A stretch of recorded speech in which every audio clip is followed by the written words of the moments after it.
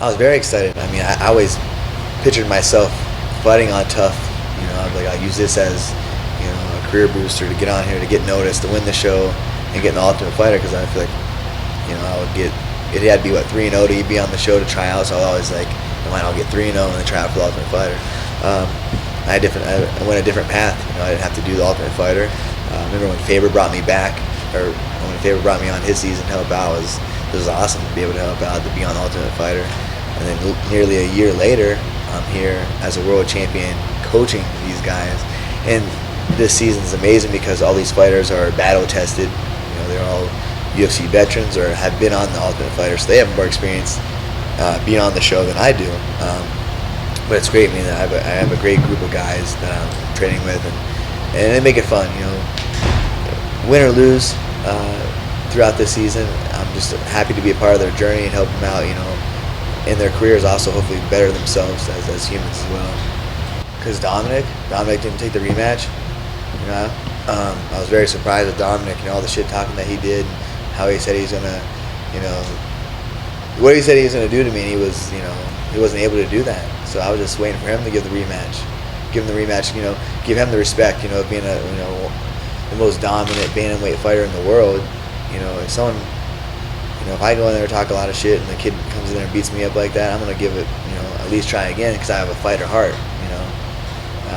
I don't feel like Dominick does. I feel like I broke Dominick in that fight, and I really truly don't think Dominick would be the same.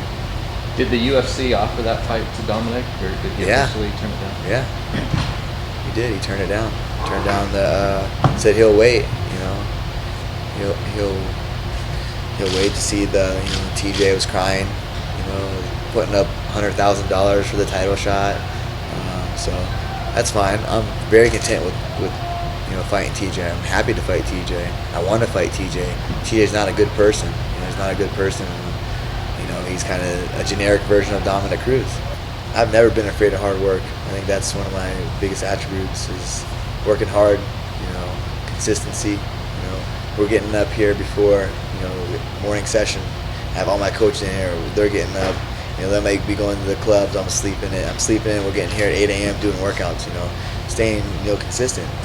Like you said, it's hard to get here. It's hard to get in the UFC. It's amazing to be in the UFC, and it's they crack the top 15, and they crack the top 10, and then become the champion, then become pound for pound. It's everybody in the world wants to be that. Everyone is is young. The sport's evolving. As you can see that.